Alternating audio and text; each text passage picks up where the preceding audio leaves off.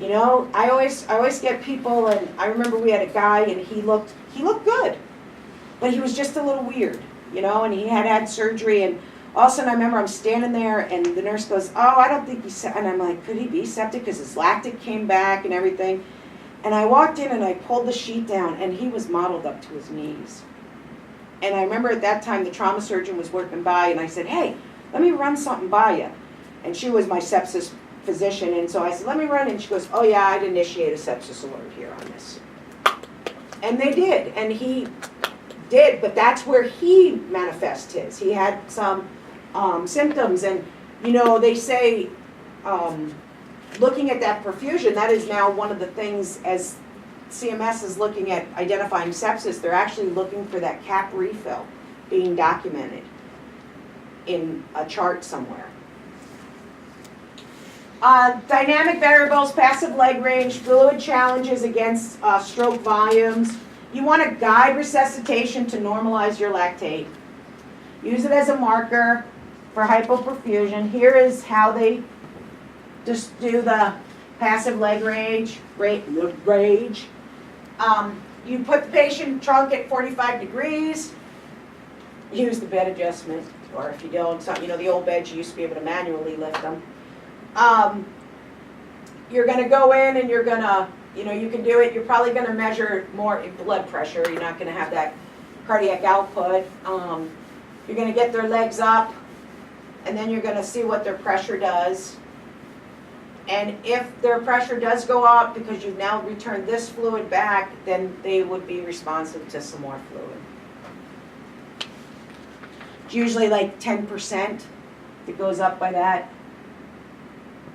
And I mean, just look at that. Look at how simple that is. I mean, really, no real technology. This was the application of fluid resuscitation. Sepsis-induced, lactates greater than 4. So do they have no high flow oxygen and no end of stage renal disease on dialysis or CSF? You can give it rapidly, they're 30 mils. If they have pneumonia or ALI with high fluid oxygen requirements, are they intubated? Do we consider to intubate them and then give them their crystallized? If yes, then we can give them rapid. If not, we can still give those 30 mils, but we're gonna assess them a little more frequently, making sure that they're tolerating it. We're gonna keep assessing that. So, and that's always the big fear is, what if they have heart failure? What if they have? But as you can see, if they need the fluid, they need the fluid, because they're not getting anything to anywhere. Recommend appropriate routine microbiology cultures of the blood before you start antibiotics. So now look at this. You're starting, and you get an hour 1, I'm septic, we start hour 1. So before you're going to give me my antibiotics, maybe it's an unknown cause, because we're not sure, I can't really give you a good enough answer. So you're going to have to do blood cultures ×2. The question is, you know, by the surviving sepsis, they say if you have someone with a line, a pre-existing line, you can drug cultures if it's greater than 48 hours. But if that's going to be your only place to get a set, you know, you just talk to is it okay that I use this site? Ideally, they like, you know, you want peripheral, but if you can't, I mean, it's very important to get these. One of the things, and maybe it's looking at your lab, like I know our lab that they told us, you know, we get a lot of negative, and one of the things they said, you know, you can have like you can have 5 mils in a bottle, you know. For sepsis, they're telling you at least 10 mils. And how do you get that out of someone that's a turnip? I mean, doesn't have the volume. So what they did is we have our blood culture tubes say number 1 and number 2. And so they'd say if we just if you only get like 10 mils or whatever blood, you just put it all in the one vial and just send that. So I don't know if you guys do the same here. So, you know, and that makes it a little easier.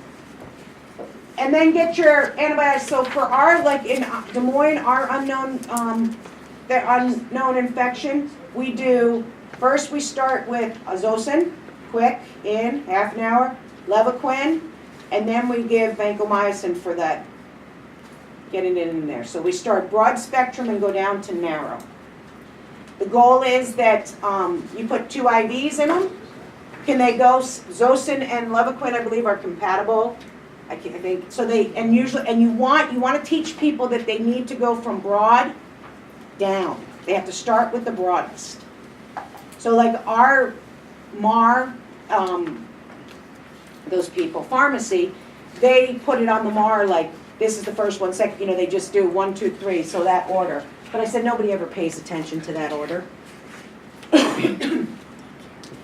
So start with your broad, and then until causative agent can be found. And you know, unless they come in with cancer, you know, I mean, sometimes it's hard if they don't have the obvious cause just sitting there. One of the things, have you guys, the procalcitonin level, you know, just a lot of times hospitals don't do it, but it's come out, and at first it came out and people said, oh, we can use it for that patient that has a bacterial infection maybe, and we're just not picking it up. If we have that, we can pick up that they possibly have a thing. Well, it originally came out as a de-escalation for antimicrobial therapy. So it will get elevated in the site of an infection, but it's still not something that they say, this is the best biomarker to use. It's also like C-reactive protein. You can use that because that will get, but it's not the thing that, hey, use this. Impaired coverage. Combination therapy, they're saying, you know, we do 3, but they're saying don't use them routinely.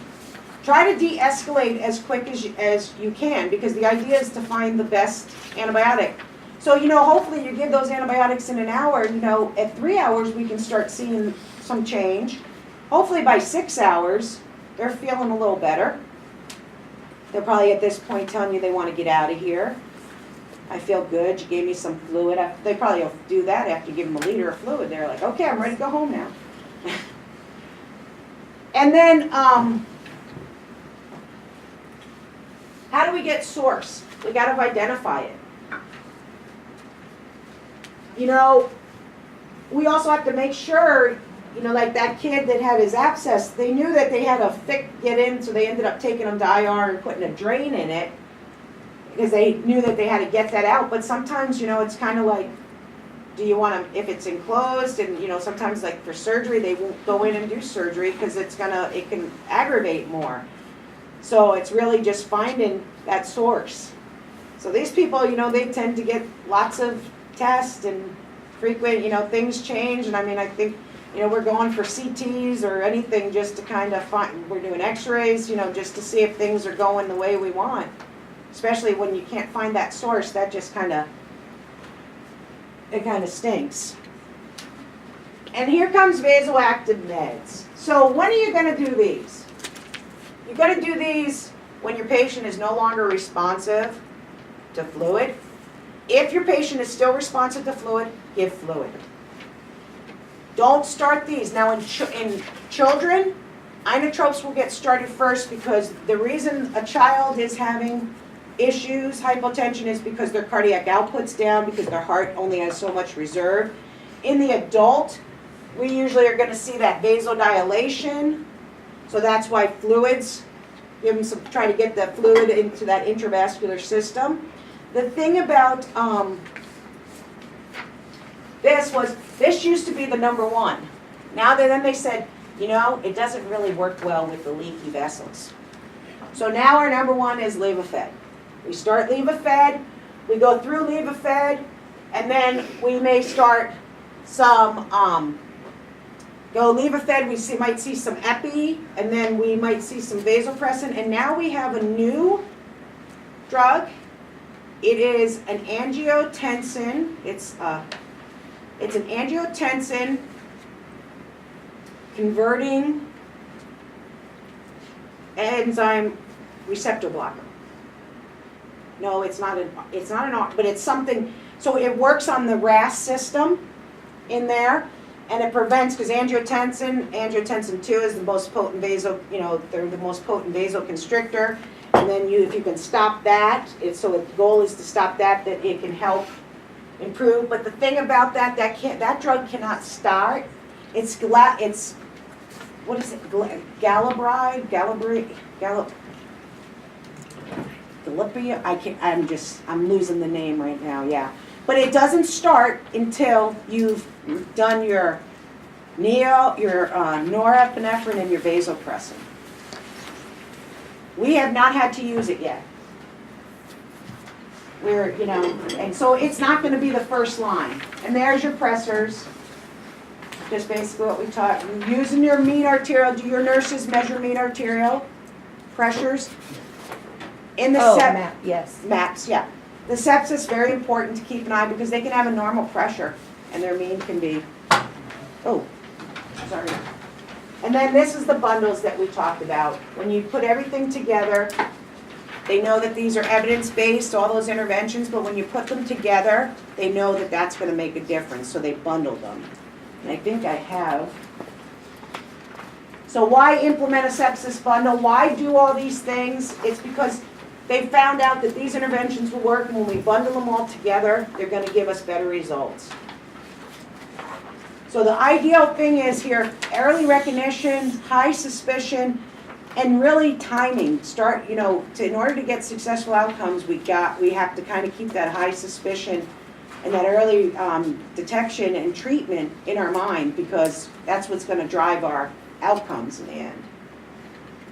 And here's the 3-hour bundle. The 1-hour bundle, as I talked about, is now, like I said, measuring lactate, so they kind of took this 3-hour bundle and they've made it to an hour bundle now. They're trying to push it as an hour. So basically what we know is that, like with our antibiotics, what we would say, these cultures had to be done prior and we wanted the antibiotics started within an hour, but we had up to 3 hours to get them in. They're now saying, no, you have an hour. So they're taking away time each time they come out. Each time they come out, they're taking a little more time from us. And this is the 6-hour bundle. So this is your patient that is not responding to fluids. They're going to a critical care. Hopefully they've been moved. They're not staying. They're going. This is one that is definitely coming to visit us. And then just remember early initiation of IV fluids, maintaining your blood flow, hypotension persists after fluid challenge. You may need to start your pressors. And this is just like it's a syndrome in a sense. They took that away from us, but really, it's kind of like coronary artery disease. You start with arteriosclerosis. If they don't change something about that, they're just going to slowly keep progressing up that syndrome. SIRS, if it is an infection and we don't treat it, we're going to just slowly keep going up that until we end up to eventually death. And then just a reminder, nursing's primary patient advocate. Oftentimes the only barrier sometimes between, the nurses, they're at the bedside. They might be the person that identifies it. 85% of sepsis is present on admission. And about 60% come through our EDs. And they need to complete a screen on a regular basis. Early identification critical. And this is the only way we're going to get successful on this. Truly, it's a collaborative approach. Do you guys have a protocol that they can pull? So so that's awesome because that's going to help. But a lot of times we find, and I don't know if you find, it's just reassuring, especially providers to nursing, reassuring that it's okay to pull that protocol, and if it wasn't, it's okay. Because a lot of times we hear nurses and they go, well, they looked at me wrong, so now I won't pull that protocol. And it's like, but they were flashing, and they're like, because, well, he told me not to pull it. And it's like, I go, and then, you get them, and he's like, I never told you. It was like, I may have been looking off somewhere, looking at something. So just really important to just say, because if someone came in with chest pain, our first thought's going to be an MI.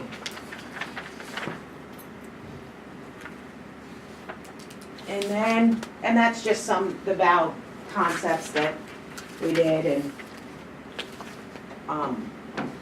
just basically all the, and this is our treatment, the Sepsis 6.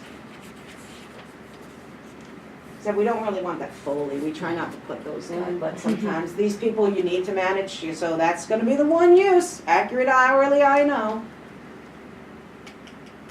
Personally, I like the lactate person, she just looks like she's ready to go. And then this is where meet the hospital staff. You got your support staff, your Dr. Germ, your MRSA. Employees must wash hands before returning to work. You know, one thing is Florence Nightingale, since Crimean War, has been talking about hand hygiene, and we are still struggling with that. And that's probably the best thing that we can do. Now they came out when they were doing the foams, and they said originally you could only use it 5 times and then you had to wash your hands. Now the new thing is that it's actually good. You don't, unless your hands are, they're saying that you can use the foam. You don't have to do that 5 times and then wash your hands. I sometimes do because it makes me feel gross. It makes me feel disgusting. And then this is how many people have had this patient? They're out in the waiting room, they're normal, but then all of a sudden you come back and something's changed. One of the important things too is something that we found out. We were having a lot of people that were coming in, they were getting, they're septic, they might be septic, and then they started deteriorating and they had a lactate and it wasn't high, so they put them on the floor and then it was time for the 4-hour and the floor did it and the lactate was high. What we found was, when people came in and they started their IV, they were pulling rainbows of all their tubes and they were pulling a lactate and leaving it, and that was the lactate that they were sending down. 2 hours late, an hour later when the patient had changed, so we had pathology and they said, no, it needs to be right there. So that was just, and we, caught it because we were getting people. I mean, we had someone come out and they said, oh, there was a normal lactate and then, it was 10, like 6 hours later, and it's like, well, that's a big jump. So, yeah, that was just something that we encountered. And that's it. Oh, what do I have there? Oh, that's just what Seconds, sepsis. somebody dies of sepsis. Sepsis is an emergency. Just talks about how sepsis is outranking breast cancer and colon cancer and all those things now. So that's me. I'm a sepsis freak. So it's just, something that, oh, and here's that sepsis. This was some things that we used when we did the rounding, but there's that sepsis about time. And I actually had those, I thought I brought them, I had them in a card, like a stock card, like white stock card. So I don't know if you come out another time, I'll send them to you by inner office. Sure. And then you could they say Unity Point at the bottom, but you could always, and they say September, but you could take it. It's just a quick